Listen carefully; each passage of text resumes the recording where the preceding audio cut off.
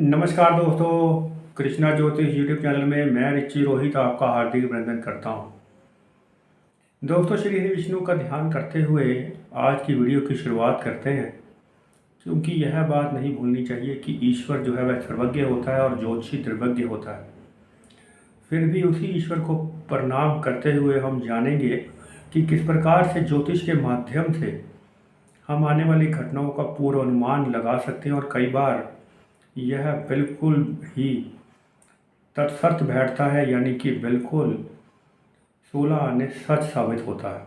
अपनी मेहनत की लगन की ज़रूरत है और ईश्वर पर सरेंडर करने की ज़रूरत भी हमेशा रहेगी, क्योंकि बिना अध्यात्म के ज्योतिष जो है वह उतने काम का नहीं रह जाएगा।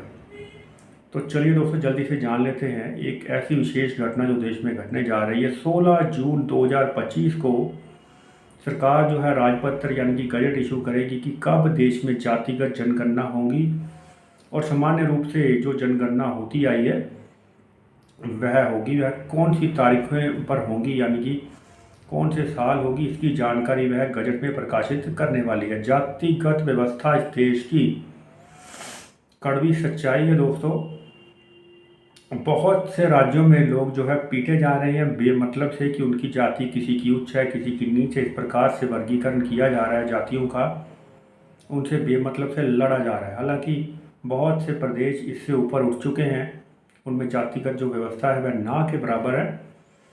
देखिए, जातिगत यदि व्यवस्था की बात करें तो दो हिस्सों में आप इसे देख सकते हैं। अगर आप किसी जाति में या किसी विशेष जाति में विवाह आदि नहीं करना चाहते तो आपकी व्यक्तिगत स्वतंत्रता का मामला है, आप उससे शादी मत करिए, कोई उसमें दुविधा की बात नहीं है। लेकिन आप यदि किसी का धार्मिक कार्यक्रम में, किसी अनुष्ठान में आप उनको कहें कि आप मंदिर में प्रवेश नहीं कर सकते हैं चूँकि आप दलित हैं, आप घोड़ी पर नहीं बैठ सकते, और यदि बारात निकलेगी तो आपको पीटा जाएगा, ये चीज़ गलत है। उनके अपने पैसे हैं, वो जिस प्रकार से उसका उपयोग करना चाहे वह कर सकते हैं। उनको भी हक है कि वह जिस तरह की ढंग की वो शादी करना चाहते हैं वह कर सकें, और घोड़ी पर बैठना चाहे या हाथी पर बैठना चाहे, किसी को इस बात के ऊपर आपत्ति जो है नहीं होनी चाहिए। लेकिन यूपी की बात करें तो यहाँ वहाँ रोज़ लगभग आपको खबरें सुनने को मिल जाएंगी, लगभग रोज़, कि जैसे ही कोई दलित घोड़ी पर दूल्हा बैठा और किसी गांव से बारात निकल रही है, कहीं उच्च जाति के लोग रास्ते में पड़ गए तो वहाँ उनको वहीं पीटना शुरू कर देते हैं, बारातियों को, दूल्हे को, चाहे वह पुलिस सेना में क्यों न रहा हो, किसी बात का कोई लिहाज नहीं किया जाता। मुर्दे नहीं जला सकते शमशान घाट में, जी ये मारा नहीं है, ये उनका है। ये इस प्रकार की जो वर्गीकरण है, निम्न स्तर का वर्गीकरण जो है, जातिगत जो व्यवस्था है, वो गलत लोगों का इस्तेमाल उनके ऊपर किया जाता है। बेमतलब से उनको पीटा जाता है कि आपने नलके को छू लिया और इससे पूरा पानी जो ज़मीन का है वही अपवित्र हो गया, पूरा कुआं खराब हो गया, दलितों ने पानी पी लिया। तो इस प्रकार की घटनाएं दूर दराज के क्षेत्रों में भी सुनने को मिलती है, और आप यकीन नहीं करेंगे, एनसीआरबी का डाटा यदि देखेंगे वह आंकड़े, तो बहुत ही ख़राब स्थिति में हैं हम। यानी कि जातिगत जो भेदभाव है बड़ा है, जातिगत जो अपराध हैं वह कम होने की बजाय बढ़ने लगे हैं, जो कि डराने वाले आंकड़े कतई सही नहीं है। लेकिन यहाँ पर चर्चा ज्योतिष की जातिगत जनगणना की वह इसलिए कर रहे हैं क्योंकि चंद्रमा राहु के संग विराजमान है। जब यह राजपत्र निकलेगा तो दिक्कतों का सामना बीजेपी को यहाँ करना पड़ सकता है, क्योंकि बीजेपी की कुंडली पहले से ही खराब है। राहु, शनि, सूर्य, मंगल आदि ग्रह राहु के संग बैठे हैं, जो कि एक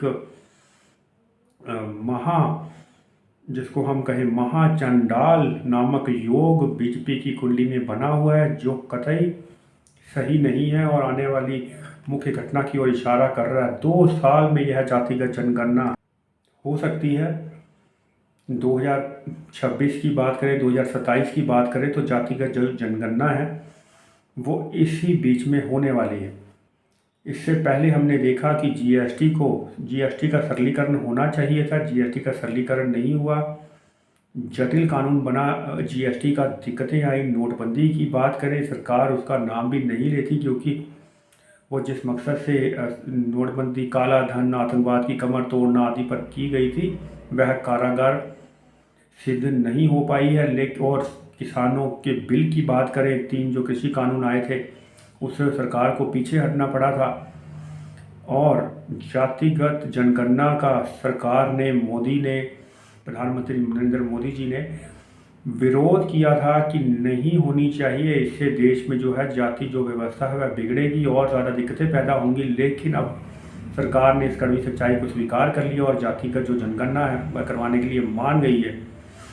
लेकिन सरकार जिस प्रकार से यह करवाएगी जातिगत जनगणना, उसमें भ्रामक संदेह की स्थिति उत्पन्न हो सकती है। यहाँ सरकार इसमें कोई तोड़ मरोड़ करने की प्रबल संभावना देखी जा सकती है। चंद्रमा, राहु और मंगल केतु की युति रहेगी जब यह अनाउंसमेंट होगी इसकी, और जब जातिगत जनगणना होगी तो इसमें दिक्कतें पैदा हो सकती हैं। देश भर में कई जगहों पर इस चीज़ का अलग तरीके से विरोध हो सकता है, यानी कि इसमें कोई ना कोई ऐसी कमी या ऐसी बड़ी दिक्कत का सामना करना पड़ सकता है जिस वजह से मतलब कई जगह पर स्थिति तनावपूर्ण हो सकती है और सरकार जो है वह गिर भी सकती है, क्योंकि सरकार का गिरना लगभग तय माना जा रहा है।